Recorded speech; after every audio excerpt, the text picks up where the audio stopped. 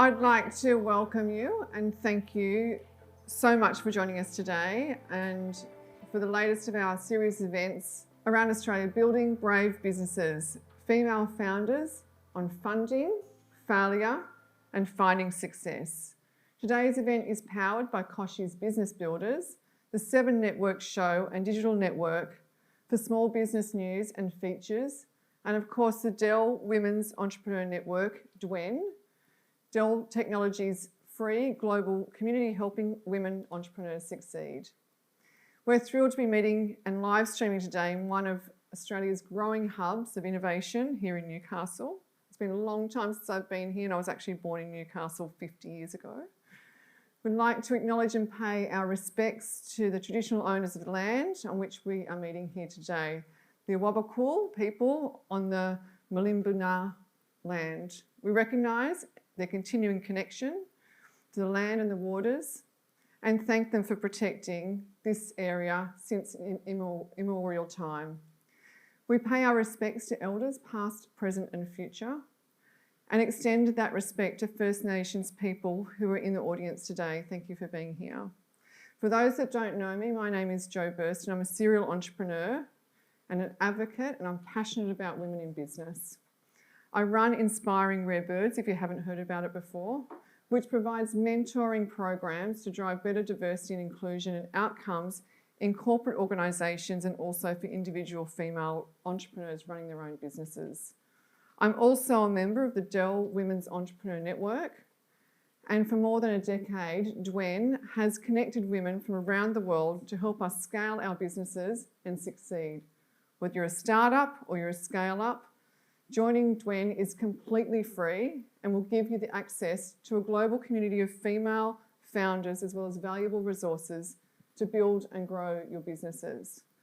So right now, pull out your phone, have a look at DWEN.com, DWEN.com, and if you're at your desktop live streaming today, have a look at the website in the chat box, DWEN.com. It'll take a minute. We also have on the back of the brochures on the chairs a QR code for you to scan, and I think there's still one at the entrance where you picked up your name tag as well. It literally will take a minute for you to join the network. By being a part of this today, you could also win a Dell EPS laptop to the value of $2,000, and we'll be contacting the winner of that laptop after the event in the coming days. Today's event will be a 1-hour panel discussion and networking and drinks and nibbles for those that are here in person afterwards, and please stay and meet people in the room and network with each other. For those of you who are watching online, tell us your name and your business story. You never know who you might connect with in this amazing network and in this chat box. I want to give everyone in the room and online the challenge today to exchange details with at least one other person today that you don't know. We're all here to connect, and you know how beautiful is face-to-face networking again. I'm really excited by it as well. Before we meet our panellists, please pop your mobile phones on silent, and we'll go onto the floor for questions at a little bit of a later time. Anyone that's on live stream, will you please type your questions into the chat box, and we'll get to that and as many as we can as we go along with today's event. I'm now joined by 3 pretty incredible women who are here to share how they've carved their own roads to success. So let us meet these fabulous DWEN members and our panellists today. Cherie Johnson is an Aboriginal arts and education consultant and the founder of Speaking in Colour. She's a Gull Milaroy and Wailwen woman living in Newcastle and is an active member of the Awabakal community. She's a mother, she's an educator, an artist, an author and an entrepreneur. Cherie is also a PhD student and a highly regarded lecturer in Aboriginal culture and education at the University of Newcastle. Please welcome Cherie.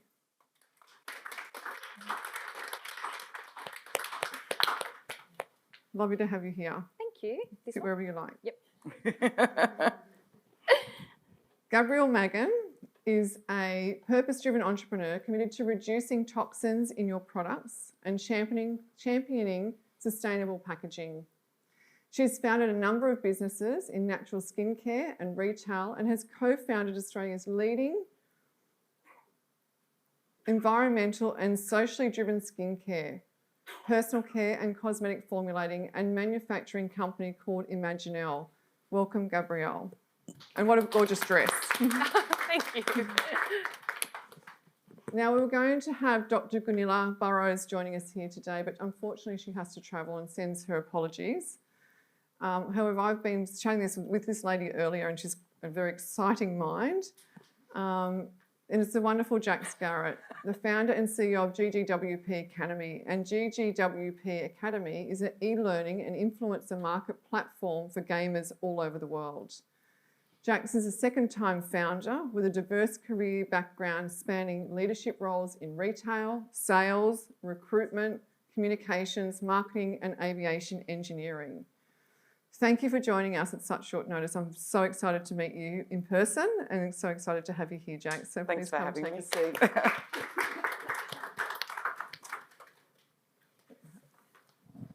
I'm so short. Jump So up. short. Right. So, this is a question to kick off the panel for all of you, and I want to start with a fairly big question for you. When you get up every morning and start your day, what really lights you up? What lights your soul up to get out of bed and get going? And where does that come from? So, Cherie, let me start by asking you that question and we'll come down the line. Yep. For me, it's country. So it's wonderful, you know, I look out this window and I see the whales are actually migrating at the moment, and this is such a beautiful place, and country names itself. So Mullumbimba, meaning place of sea fern, is what Newcastle predominantly is known for, which is really beautiful. So for me, that's what gets me up in the morning. I exercise, I go out in nature, sunshine, wind, you know, watching the leaves dance. It's really beautiful for me. So you're really connected with nature. Yeah, I love it. It's a way it kind of gets my blood flowing, gets my mind fresh. Often it's those moments of solitude that we were talking before about where the ideas come from as well. But when I connect to country and find my breath, for me it's everything. And if I haven't done that for a few days, I notice. Wow. Yeah. What about yourself? Well, I'm actually on maternity leave at the moment. I have a 3.5-month-old little girl, Sabella. You may hear her at some point today. So definitely my children at the moment, but I thankfully still get updates from my husband about what's going on in the business every day. And our manufacturing company is going through such huge growth. It's an inherently exciting time to have our business. And so I'm really passionate about the growth of that and connecting with our clients and creating really innovative products. Great reasons to get out of bed. And Jax? For me, it's about making our industry a better industry. So when I came to gaming and esports, I realized that it was very much like the Wild West. And my son at that point was starting to make a career in there. And so I wanted to make it far more professional and much more structured sort of an industry for him to work in. And I love that story you told me earlier about, you know, making a professional framework for your 9-year-old son to commercialise his skill in gaming. Yeah. And that was the reason you got out of bed. Yeah, absolutely. That's brilliant. Still pushes me now. You've all come from very, very different backgrounds and walked very different pathways. Cherie, back to you. Tell us how you founded the business Speaking in Colour. Well, I was a teacher at the stage and I had 2 children. But before that, I've always been involved in my community. I was a dancer and a weaver, possum skin cloak maker, really, really aware that grew up in a world where Aboriginal people and culture was viewed differently to how I thought about my culture and my family and my community. So for me, when I had my 2 children close together, they were 18 months apart, I was an accidental business owner and I just happened to write 2 education kits in the first 6 weeks of my son being born. I was like, oh, you know, as mothers do, sometimes breastfeeding and typing over and then editing as you're burping and whatnot. Oh, it's glorious. But then I realised, hang on, we need We need good products so for me, business started creating product for educators, which is linked to curriculum outcomes and assessable outcomes. Teachers are looking for ways to be immersed in local culture and looking for relevant and appropriate resources. So for me, that's how the business started. I started writing education kits for the galleries, pre and post activities when people visited the exhibition. And then when I found that was a really good product that people were after. So it was really, the marketplace was looking for it, and then it evolved. Yes. So 3 arms of the business now. One's purely state-based, NESA endorsed accredited training. We have heaps of online. It's got actually almost a national reach now. Our corporate arm is again driven by what people are wanting, and that's making a huge difference. I love hearing people saying, or they change the way they do policy procedure, or so that sort of weaves straight into the next question I wanted to ask you. And you've got a team of educators. Yep. And those educators are sort of bridging a gap of knowledge between Aboriginal and non-Aboriginal people. Yeah. So in your view, why is that so important? Because we're Australians. Yes. And we want to know. I've been privileged to have these conversations, but most people haven't. So they're like, how do I be equipped so I don't feel like I'm tokenistic? How do I be appropriate in my business? How do I be appropriate in my classroom or in my boardroom? How do I have a diverse workplace? You know, why is that affecting my bottom line? How does this affect my bottom line? So how do I do it better? So our corporate arm, the business, I certainly didn't mean to get into business in that area, but that's where we're getting inundated now. Can you help us write a rap? Can you help us look at this policy procedure? Hey, we do need to do team building. Can we do a cultural team building to have an aha moment? People are looking. They want to know, you know, for so many years we've just heard about Cook arriving. We've just learnt this part of history. But what's actually the truth telling? And then hang on, what do I do and how do I be an agent for change today to make the world a better place? So Speaking Colour was founded to create resource for educators so that this next generation that come through going, hang on, the truth is actually this. And why is racism normal today? It shouldn't be. It should be abnormal. So that's what I love. And then our programs arm in the business is all about empowering and equipping our community as well, giving those people opportunities to be immersed and to learn and then be professional exhibiting artists and come to cultural camps. And the data we're moving and the impact we're having is phenomenal. So even if I wanted to go back to not being a business owner anymore, I've caught the bug and I see the data and I actually see data moving. And you know what? Data is my brothers and sisters, my uncles and my aunts, my children. Our data is actually getting worse in this area, not better. We need to bring more innovation into this space. We need to make it easy for people to say, I want to be a part of the solution and here's some resources and how I can do that. It reminds me very much of a book I've read recently called The Conspiracy of Silence. It was an academic that wrote that in far north Queensland about the injustices of Indigenous people in the region. And I thought I knew a little bit, and when I read this book I went, oh, I knew nothing. I really knew nothing. I have a lot of gaps, so I can see how filling those gaps is so important. Yeah. Jax, you've travelled a very fascinating road. I was talking to you earlier and it was seriously fascinating. Built by gamers for gamers. How did you find this and were you a gamer yourself? I grew up as a bit of a casual gamer, as most people probably did, with, you know, Amigas and Segas and everything else in the house. We were that generation. You know, the 80s is when it kind of started. But for me, it was really when my son, at the age of 9, turned pro. And started competing at a world level and at traveling. 9. Yes, at 9 years old. Wow. I was the mum that said yes to a career in professional sport, esports or gaming in general.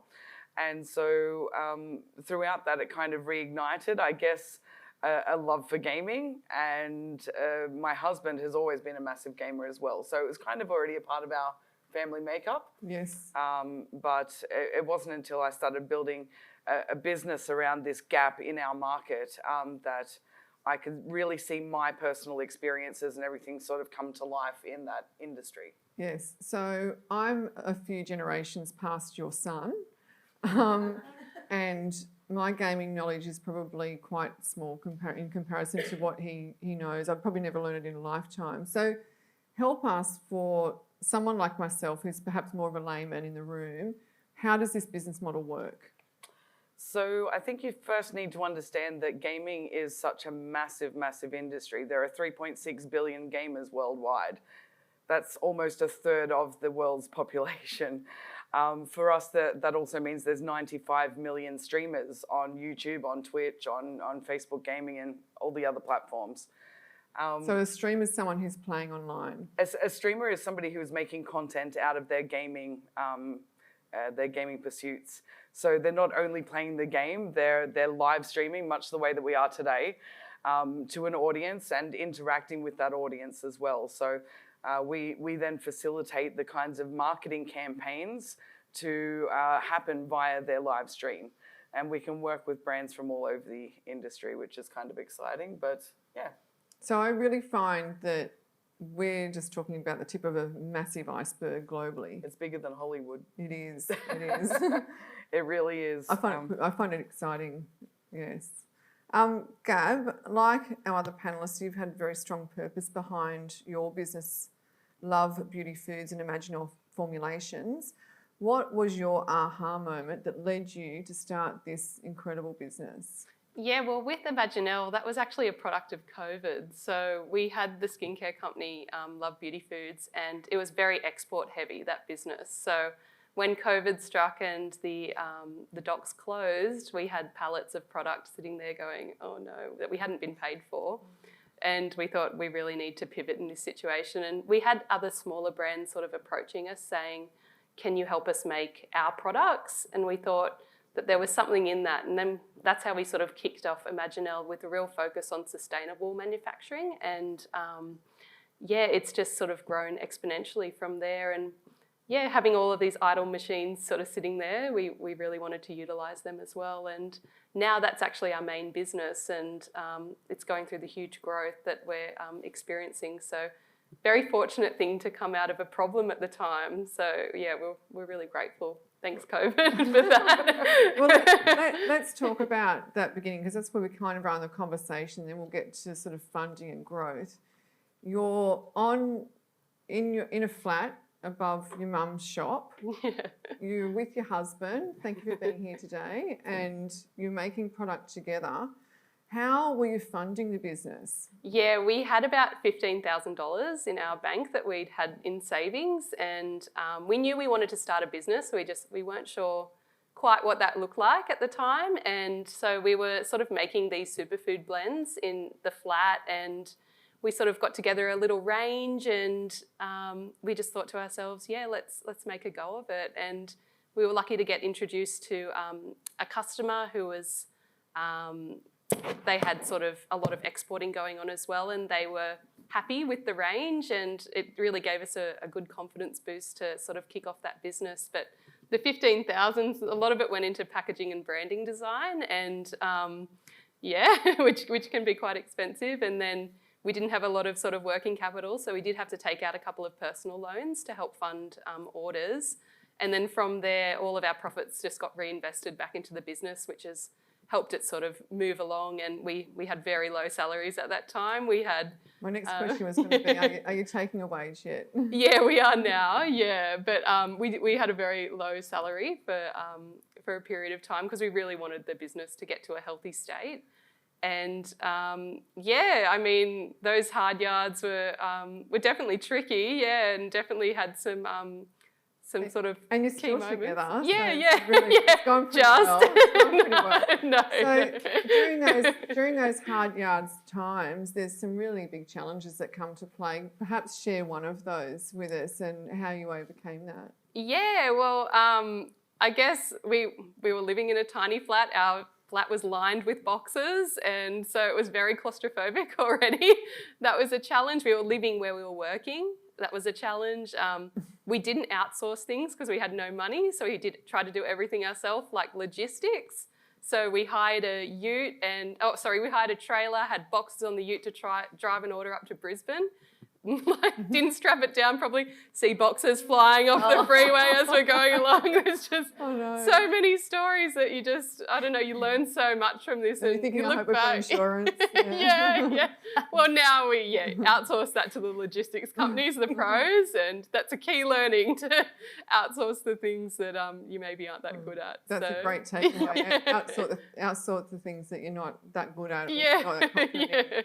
So coming back to you, Cherie, what was your approach to funding and how has that changed since you started speaking in colours in 2016?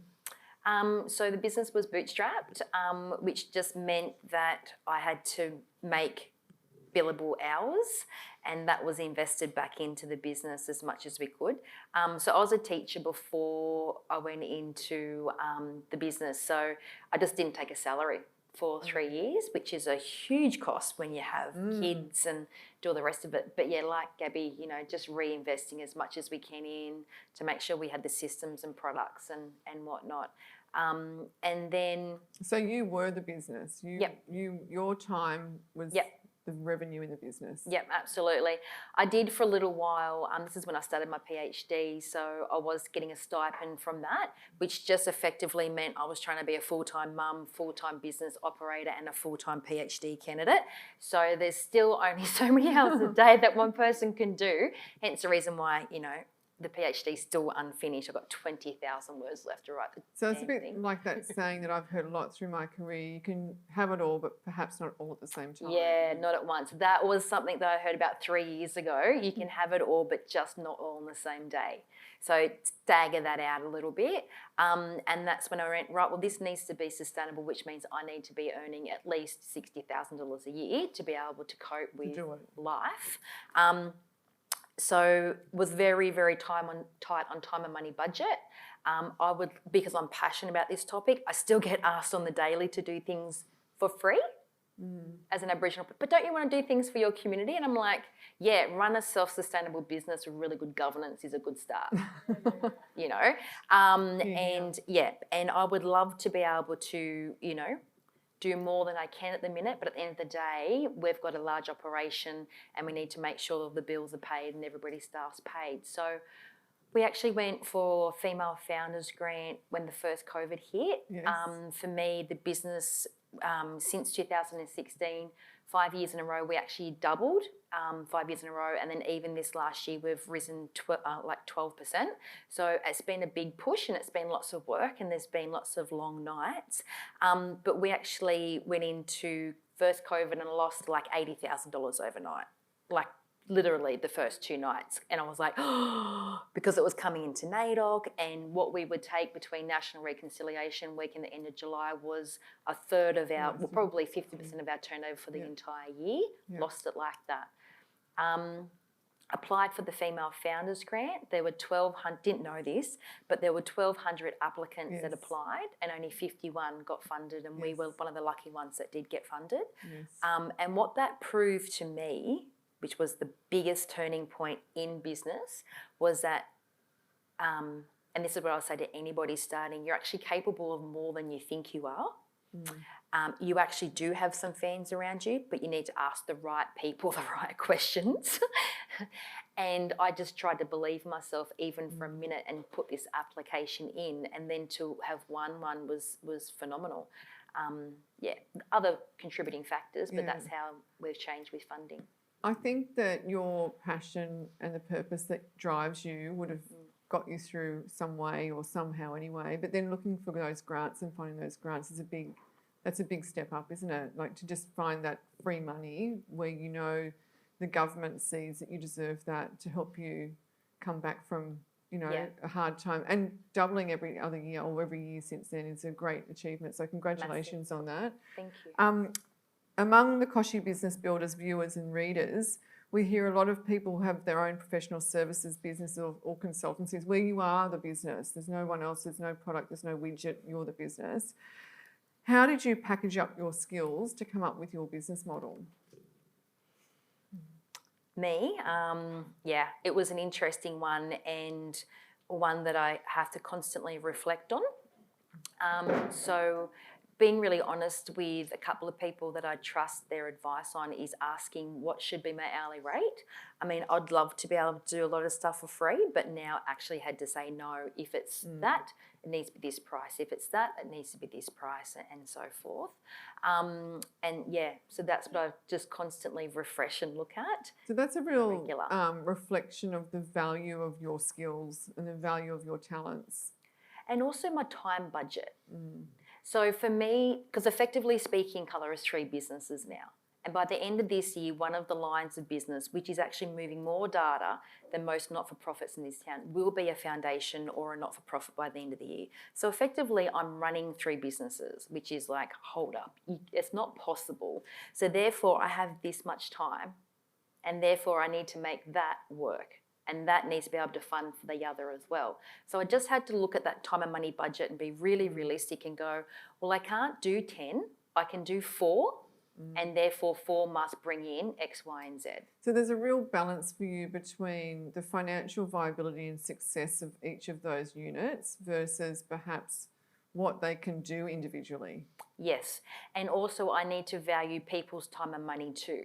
So if I'm going to charge that for that particular product, it needs to be worth it. Yeah, that's very clear. Jax, coming back to you, you've had investment in your business, and we were talking about this before this panel discussion. How did you come to that decision that you wanted investors to help your vision? Like, I mean, you kind of know when you want investment, don't you? Because you need that runway to keep going. What was your process of that?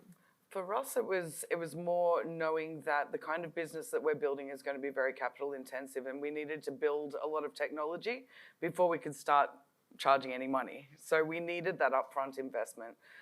For us, it was more the decision to go to an accelerator program, and through that accelerator program, we took on our first investment.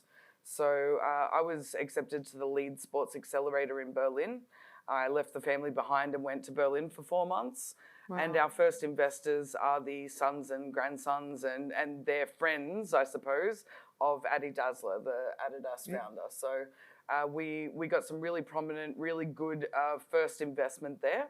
But it wouldn't be another year maybe until we got our next, 20K and then another 10K. And drips and drabs. Very much so for that first 2-year time frame. And it wasn't until we did the StartMate Accelerator at the beginning of last year, and just prior to that, when we met the 2 angel syndicates that would eventually become our major investors. And so we knew very early on that we were going to be very capital intensive and we needed to raise funds. It took a lot of no's to get to that, final yes though. 2 or 3 years of pitching. It's a big process. It's a massive process, especially when you maybe haven't come from the background of, being in a financially sort of a situation where you would know the right lingo and the right words for that kind of a runway either. So there was a lot of learning that happened in that time. So this is really interesting for me because a lot of people don't understand that to scale a business, the investment is very much upfront. Yes. So it's sort of like that and then a bit like that. Yep. But the revenue will eventually go that Correct. way. Yeah. Yeah, and we'll eventually overtake and become, we anticipate to be cash flow positive by the end of this year. Brilliant. Which is kind of cool. Very exciting moment for us. We took on pre-seed investment, which was just under $1 million at the beginning of last year. And we're doing a raise right now and about to actually dabble in some crowdfunding as well. So we're getting ready to do a bit of, crowdfunding with retail investors in about a month's time. So this question I have for you is still staying on investment, and you went through a process to find those investors, but it's kind of a bit like a marriage, isn't it? It is. And it's a relationship. Yep. And there's, smart money and there's all different types of money. My question to you is, how did you navigate that process of finding the right money for your business?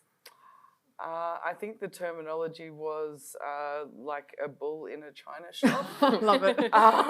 That's kind of how I went at it to begin with. So you wanted yeses. From the word go, I was literally making like a contact at one of the biggest VCs in the world, even though I wasn't ready for it. And I was just going and pitching them. And so it was a lot of trial and error in those early, 6 to 12 months.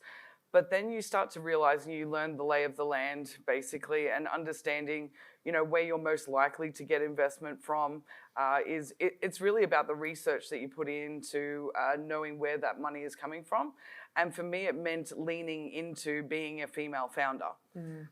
Previously, that wasn't something that I was really trying to use. It wasn't something that I was leaning into. So for me, it finally took the leaning into being a female founder and working with female-based investments in and angel syndicates, and that's when we did our pre-seed raise. So it really took a bit of a change of tact. Yes, and you're still on the journey. There's still absolutely a long way to go yet. I mean, even though you might become cash flow positive, the investment will continue. Correct. And so, I mean, if you sort of stick around the angel sort of size investment, you might not necessarily be pushed as hard as if you go to a VC who demands, well, not demands, but wants an exit or a bit of a different term sheet. Absolutely, absolutely. And so they invest different amounts, and they expect different things of you. So far, we've only had angel sort of syndicate investment. The next one that we are looking at is either going to be crowdfunded or a VC. So it's sort of changing. There's a big difference between those two. It's a massive difference. Yes. Even the way that you communicate with them is very different, and the way you pitch yourself and everything else. So learning still. You're on that learning curve forever. Yeah. I assure you. Now, just a reminder, we'll be taking questions soon, so get yours ready. And if you're watching online, please drop yours in the chat box. And by the way, we'll send a catch-up link of this session to your emails a bit later so you can watch back again. So back to the discussion. Now, we're going to talk a little bit about success and challenges. And I think we've all had a few of each of those. Gabrielle, you've had huge success with Love Beauty Foods, both online, in stores like Urban Outfitters in the US and TK Maxx in the US, the UK and Canada. How did you do that? How did you get your brand to take off? And what was that little moment where you thought, and you probably said this to your husband, oh my God, we've done it. We got there. Yeah, well, as I said earlier, the initial sort of contact was an introduction from another female business owner. So that's why networking is so important, guys. And from that customer, it really allowed us to have the confidence to then start approaching other big customers, international customers. Doing trade shows and things like that were really important as well, sort of putting yourself out there. And just, just having the confidence to back yourself. And I guess the aha moment... I mean, what about you? You must have said, we just got TK Maxx. Like, what was that moment like? Yeah, well, they were actually our first customer. So, so you started quietly. Yeah, we thought we were made with that first order. And, we were so happy. And then little did we know the sheer amount of work that would follow that. But, and when you meet these people, it seems like, oh, this huge conglomerate, I'm so nervous. What are they going to be like? And they're just really lovely other women buyers that we really connected with and got along with, and they're all just people at the end of the day. So if you're thinking about sort of contacting some of these people, do it, because you never know what may come from it. And did you feel when that happened, did you feel a sense of success? Yeah, definitely. You just sort of look at all of the work you've put in and feel really proud. The rewards are coming back. Yeah, and sort of the recognition that what we made other people like.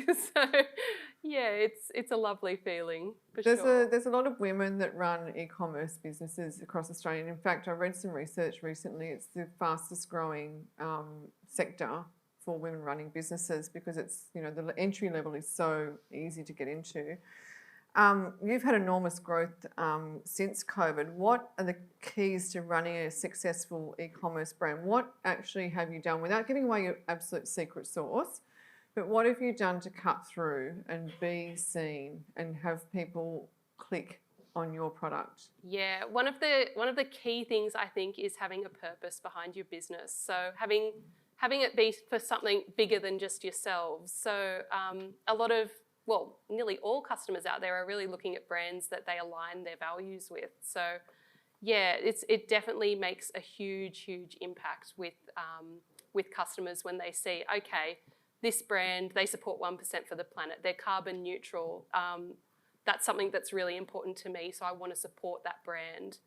And that's just, yeah, and if you're doing it from a really genuine place as well, and you're consistently trying to improve your brand and you know, looking at how can I make myself better, how can I make more impact, then customers are savvy and they'll pick up on that. Yeah. I think they're definitely becoming more inclined that way, and I think that people are looking for brands that are authentic and deliver, walk the talk, and is exactly what you're doing.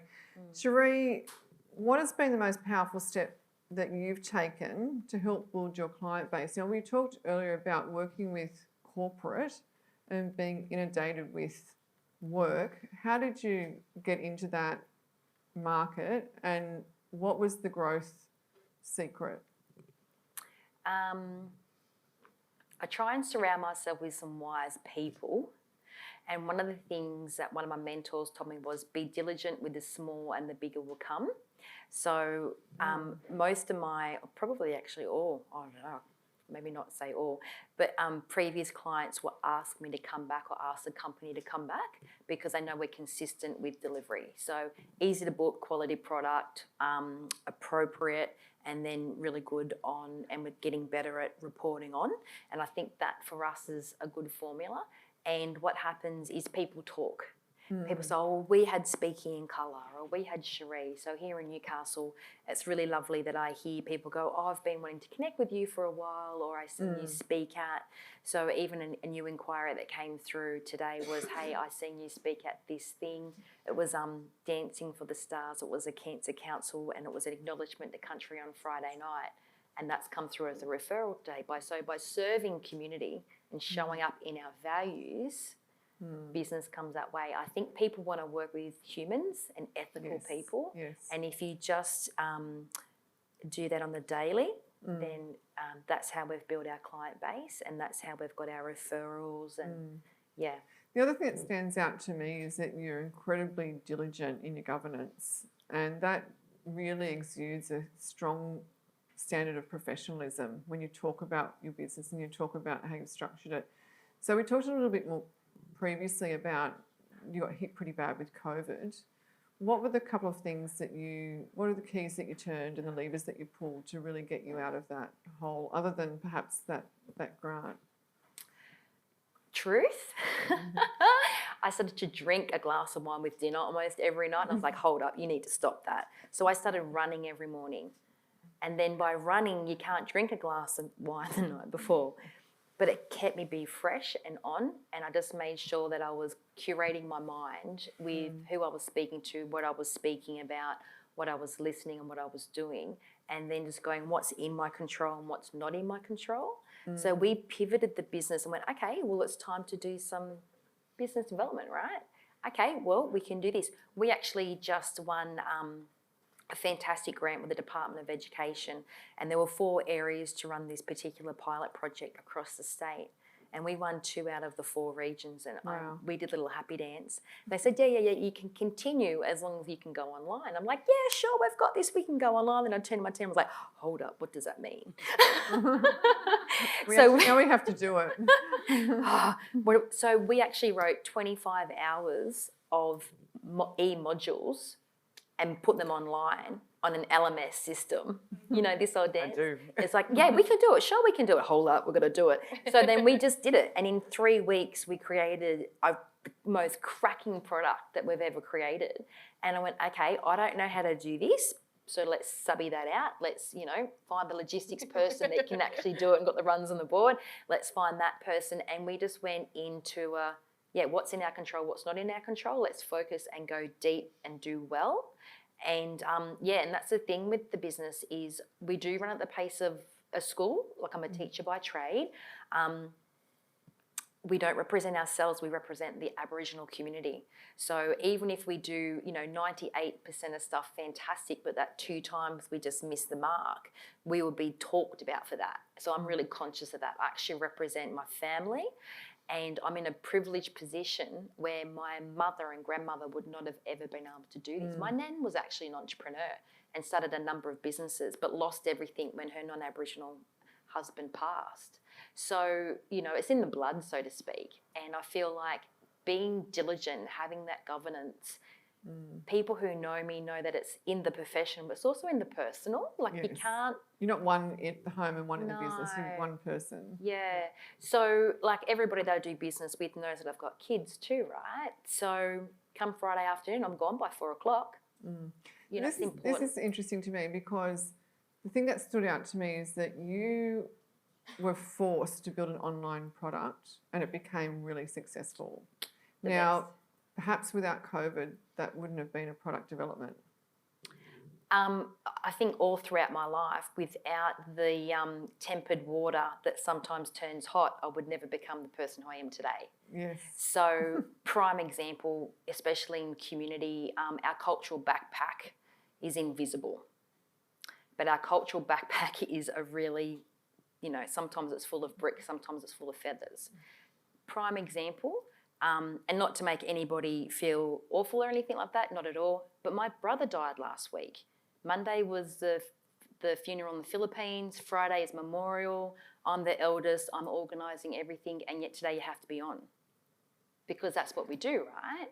In business, you're a human and you have your values, and my team know that Friday I'm off and that's fine, but this is what we have to do if we want to run a business, is do the things that others won't do. And I'm very, very sorry for your loss. Thank you. Yeah. I'll try not to make me cry. Sorry. No, see, that's why I didn't say anything before. I'm emotionally sensitive. Sorry. Jax, you're an internal optimist, so let's go back to the other side of the spectrum here for a second.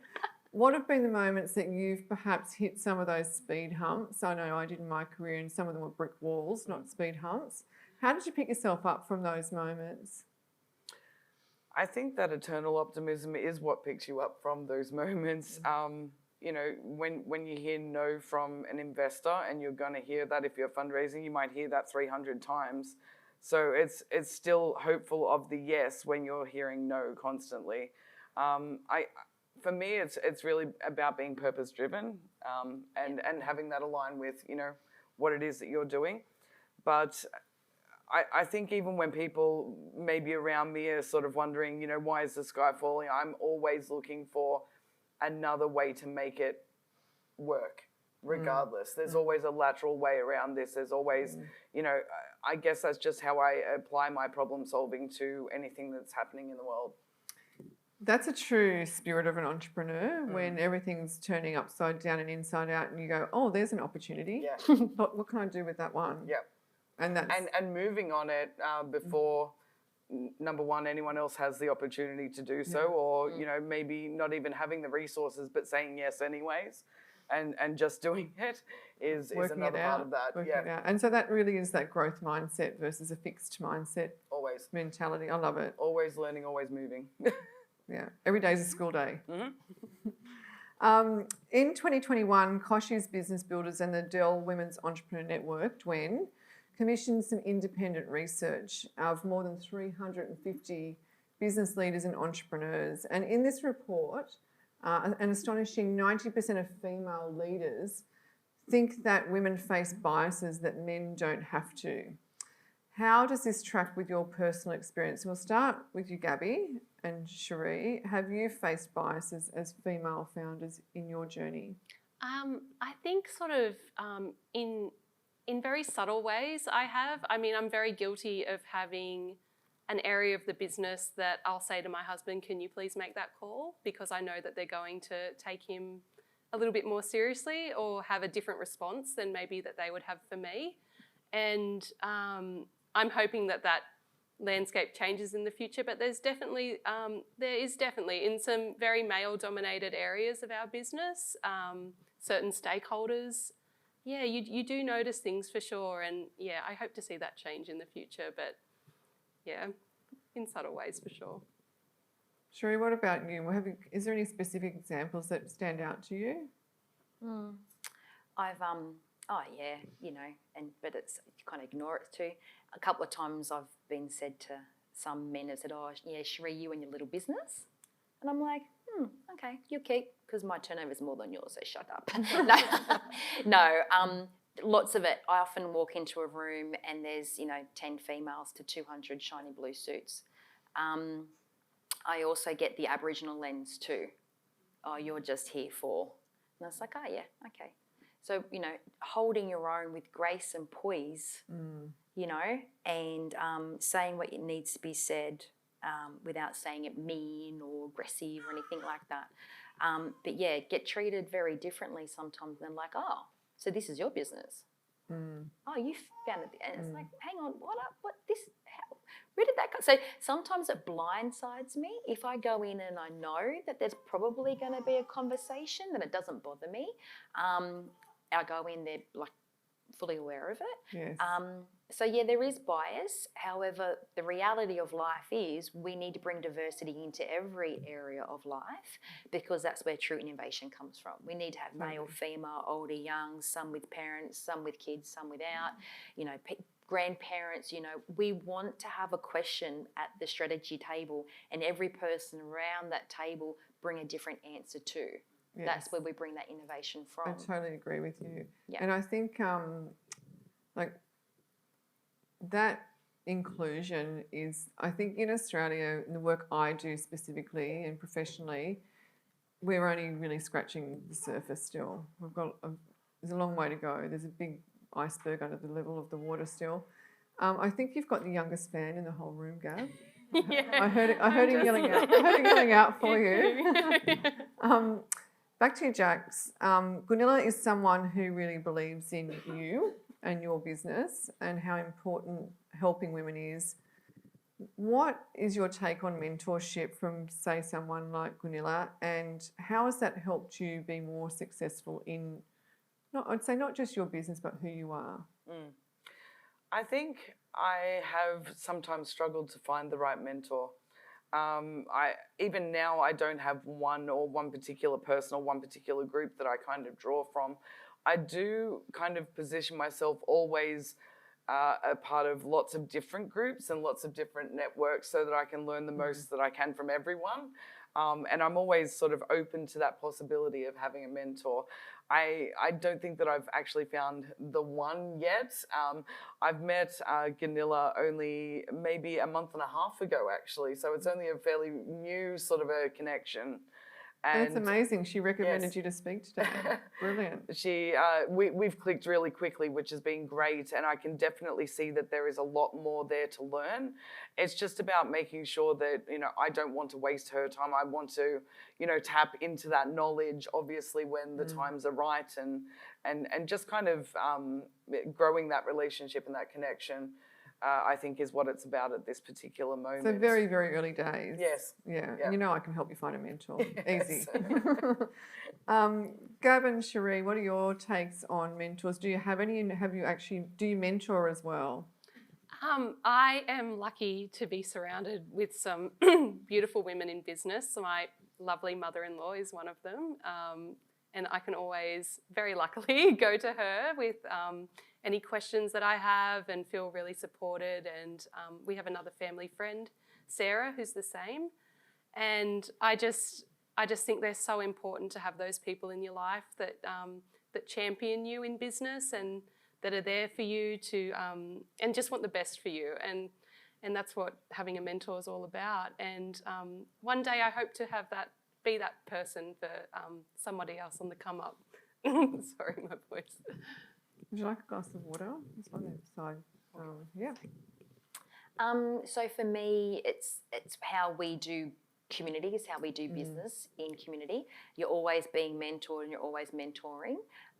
So, I used to lead the Aboriginal dance group when I was 11.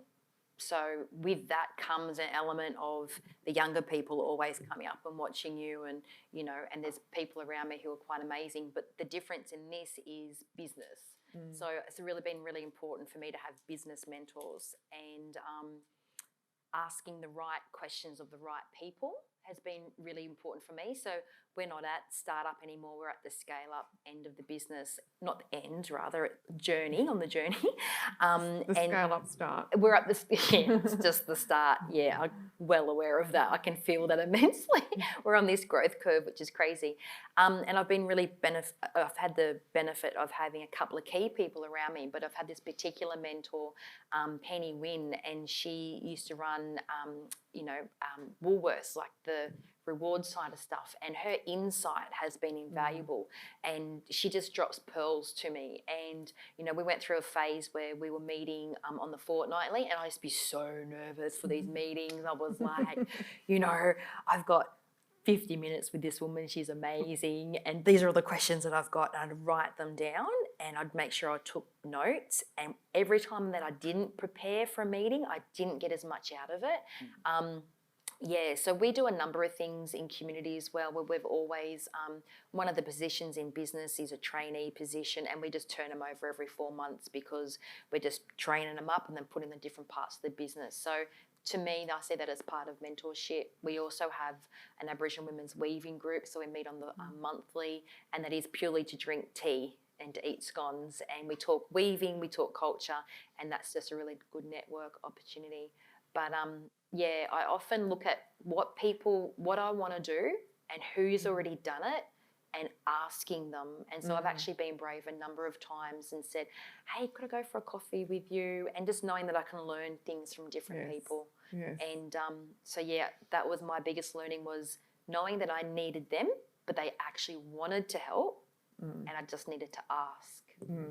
It's that's sort of going back to backing yourself and knowing your value. And then it's very unusual for someone that you ask to help you, particularly a woman, to say no, unless they don't have the time or they're just too much going on.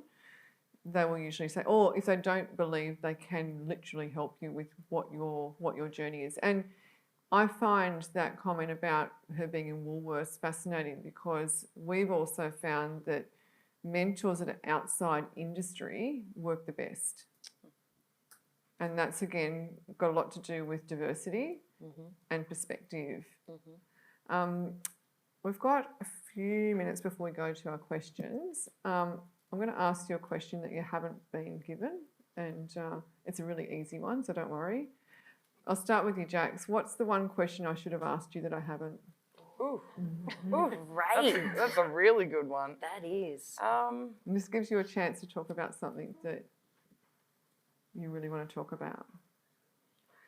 Yeah, I think that I think for me the one thing that I wanted to convey today was that I may have started out not networking in the female space and deliberately kind of shied away from that.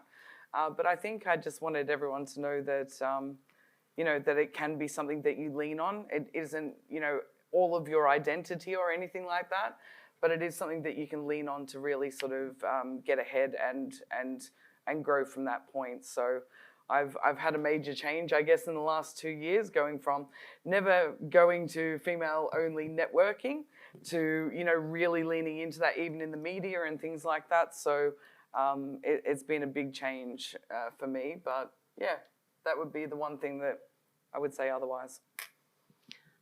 Well, I'm a big people person, so I think one thing that I could have been asked is what do I actually enjoy doing outside of work, and that is...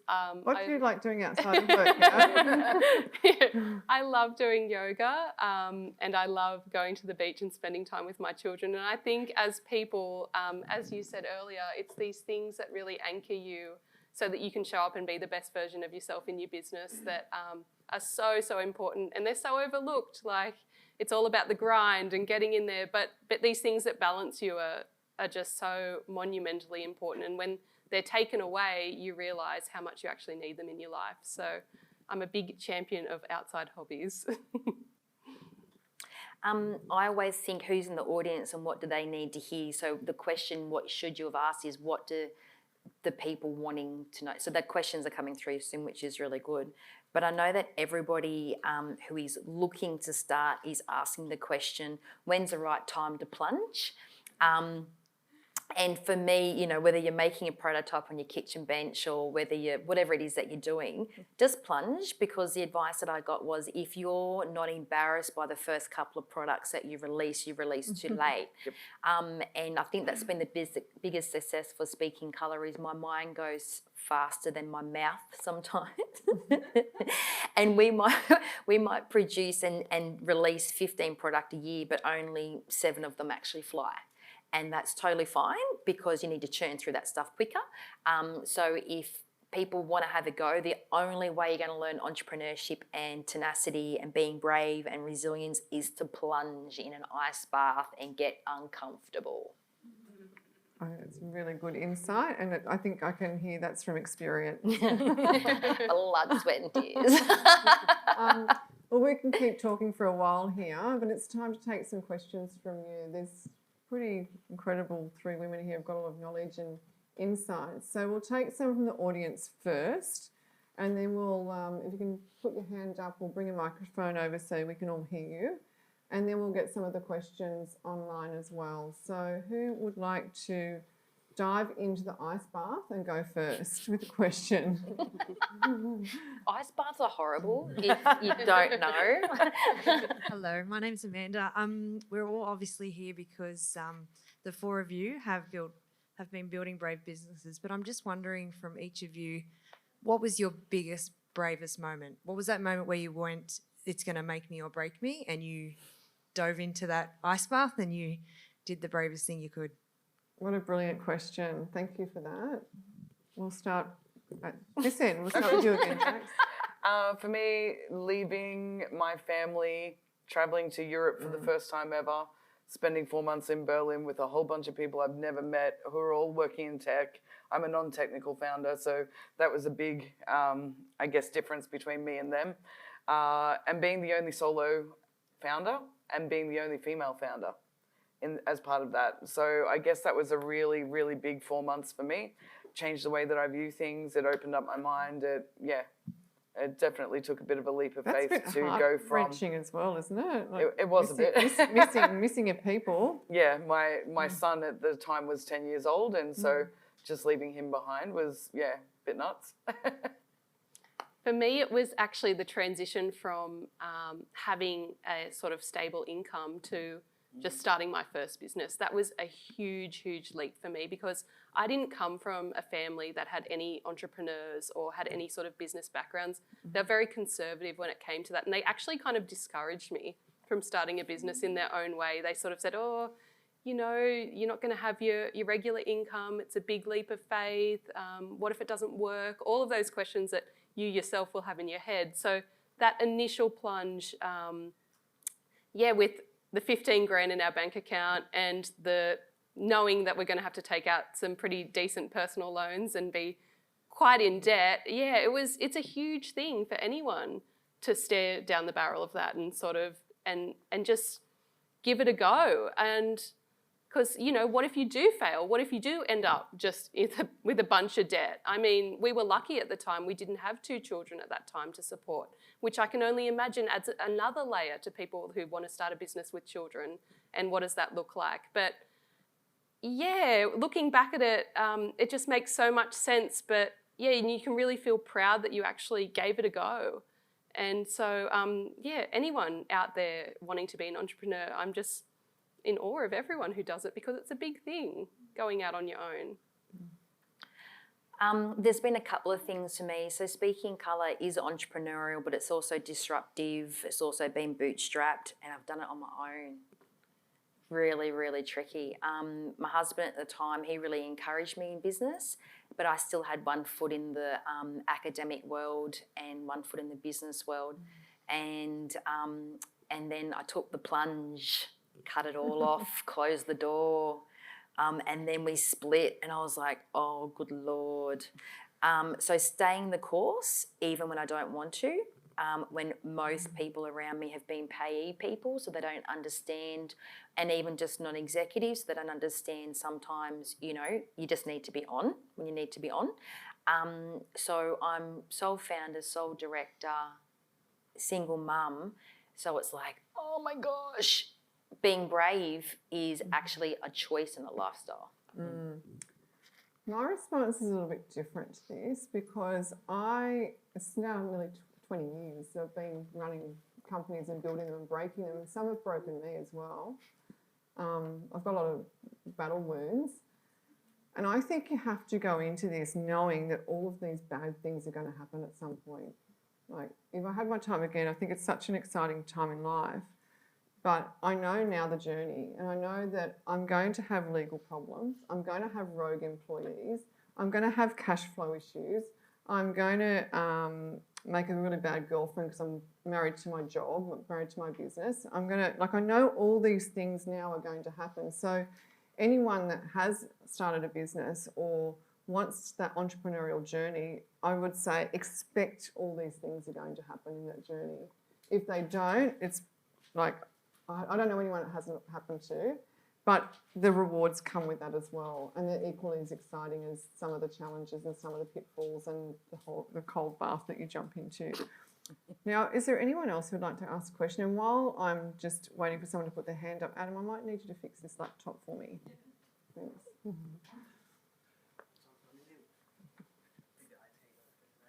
Is there another question? There's so much knowledge in this room.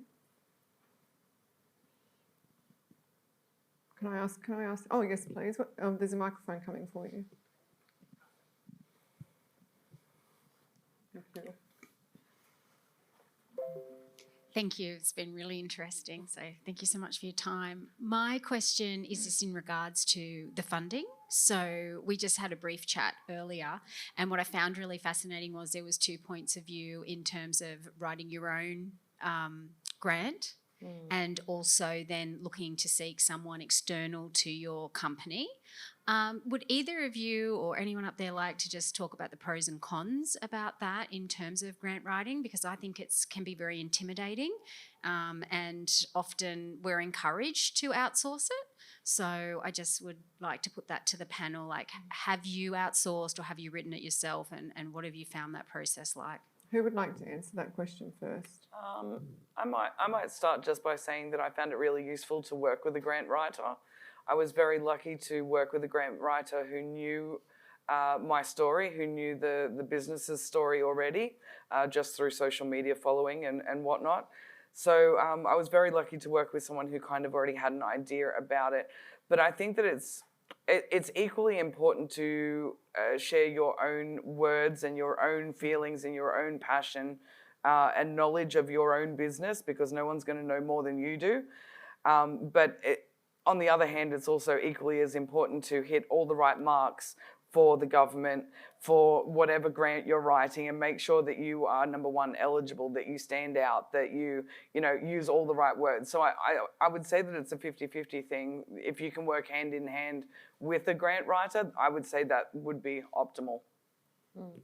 What do you think, Cherie?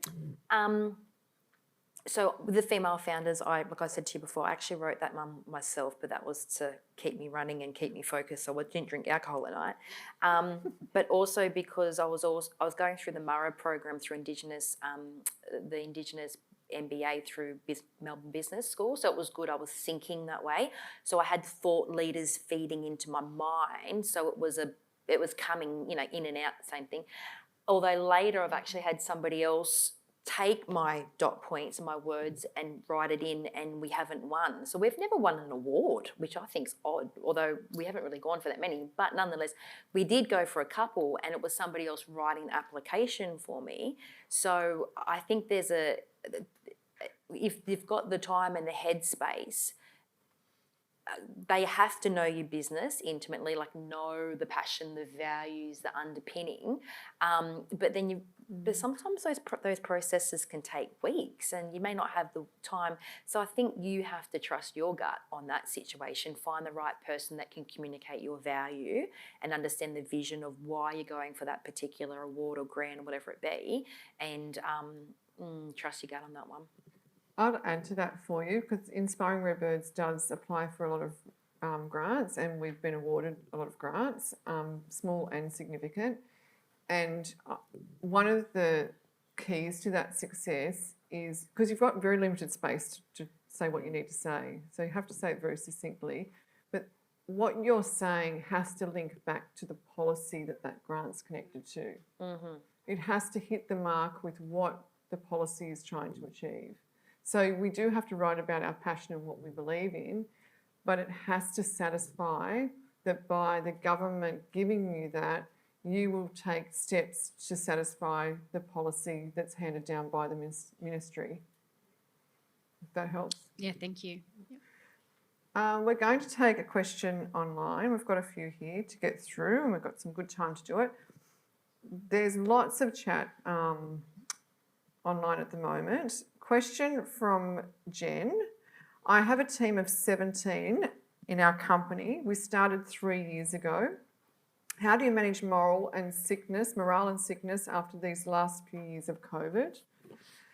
Do we do team socials? We have events, we do fun activities, but they are all exhausted, and because we're in the mental health industry as well. And most have burned through all of their leave because of this year's sickness waves and the floods. There may not be an answer here, but I'd love to know, what are you doing with your teams to support them, but also continue to function really well as a business? Yeah, I mean, there's no right answer to this one, isn't it? We're in uncharted territory as far as COVID and all the bugs that are going around at the moment. And I know that there's been a lot of leave taken in our business as well. And I think it just comes down to treating these people as humans. I mean, they're not robots. No one's immune to what's happening at the moment. And if you've put in the work to build a strong team and to have that camaraderie in place, everyone just fares a lot better. I mean, it's just checking in, making sure people are okay. And as mentioned, this is not only just sickness, it's mental health as well. So would you be prepared to give your team more time off for that? Absolutely. No leaves? Yep, absolutely. Well. Yeah, definitely. We've had this problem. HR is an issue right across the board at the minute, because people are overwhelmed, overworked, and just a bit fed up and sick of certain things. We effectively, one arm of our business is a booking agency, and we meant to have had a big team in Muswellbrook today. However, we have a couple of people who are off sick. Even though they're not sick, they've still got sniffles, and one person's going to a funeral. And I've just said to admin, we need to let the client know that we're not going to put our staff under a situation. The staff know that we've got their back. We will send another crew out another time to deliver what we couldn't deliver today. So that's a message that we're communicating well with our staff. You know, you can't please everyone though. Like, you know, you can't take your kindness as your weakness either. Like, you know, if you can't take 40 days off a month sick leave, because that's not even possible anyway. I'm just being dramatic. But my point is, the policy is a policy. So if people are at home sick, they can't be doing emails. It's illegal. But also, I want them to recover.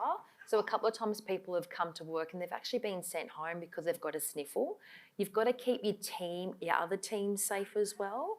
And if there's ways that people can work remotely, there's that option as well. But then building morale is another big thing. I'm a big fan of giving people additional leave that's paid, that they may not have it, and go, look, to be clear, I think you need to take a couple more days and get fully recovered. We just had a big delivery project. So one of the things that we're doing is we often do 6 monthly bonuses in our business.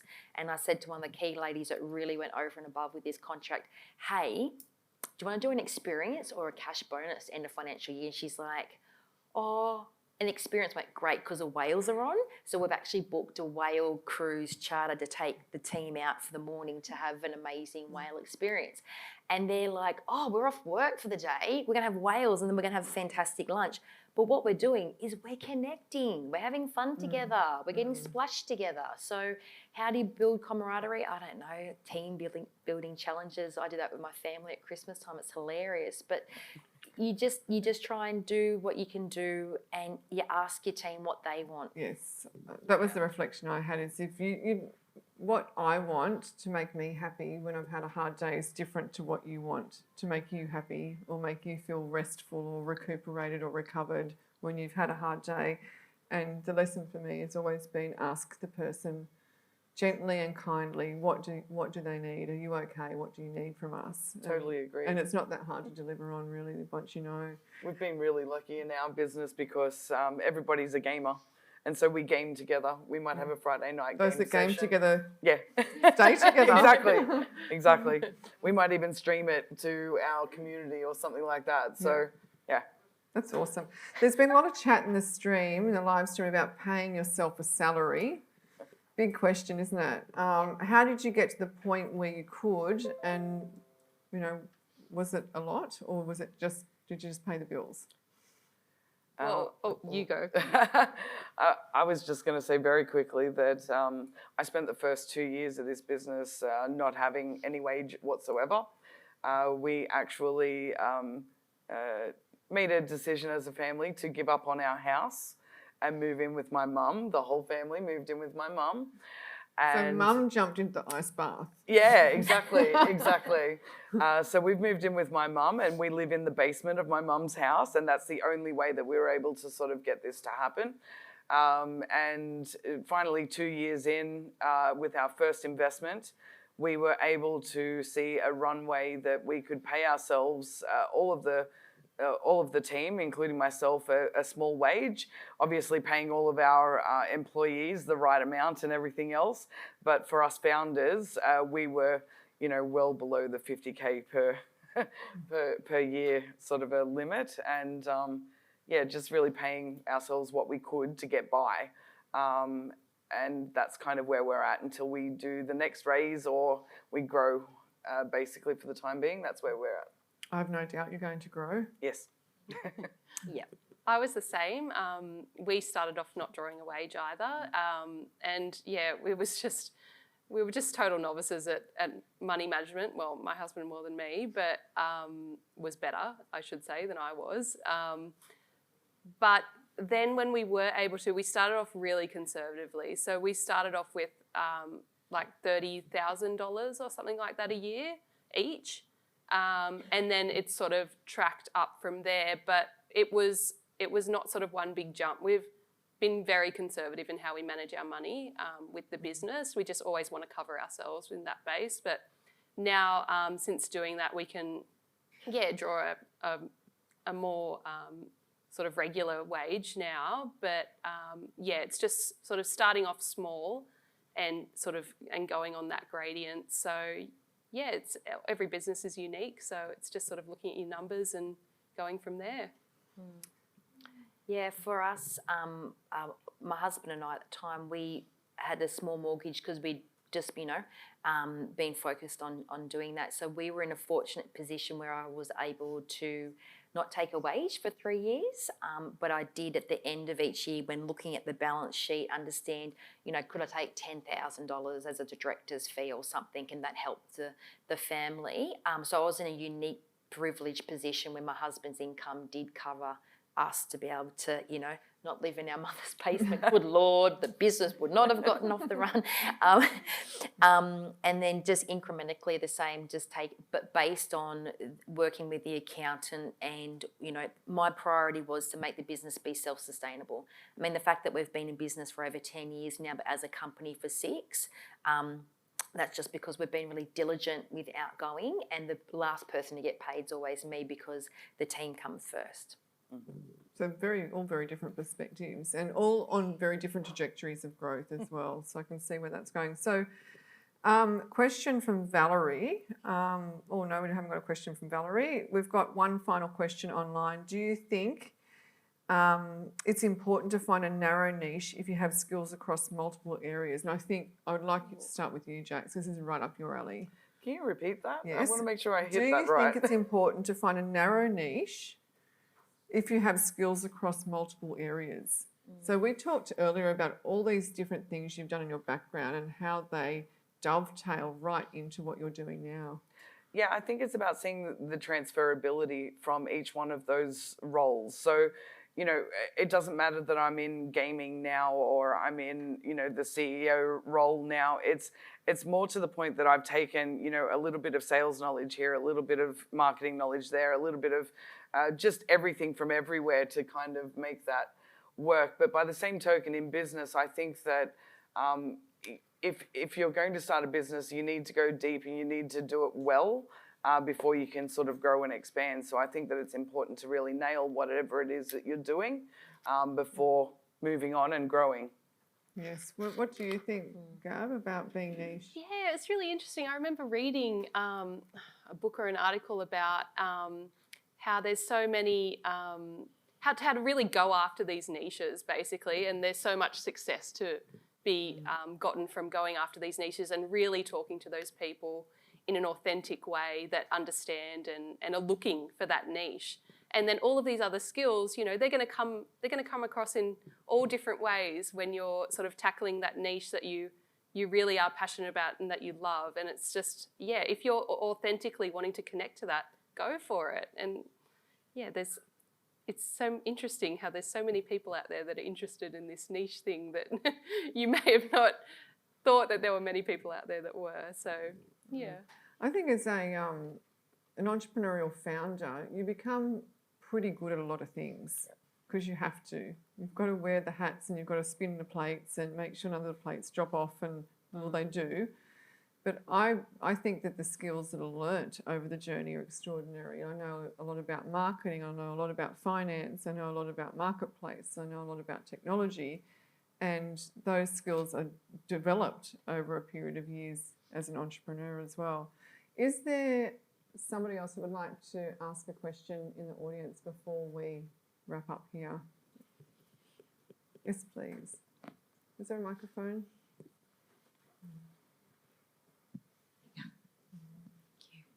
Thanks, ladies. Today was very inspirational. I'm looking forward to chatting to you all after as well.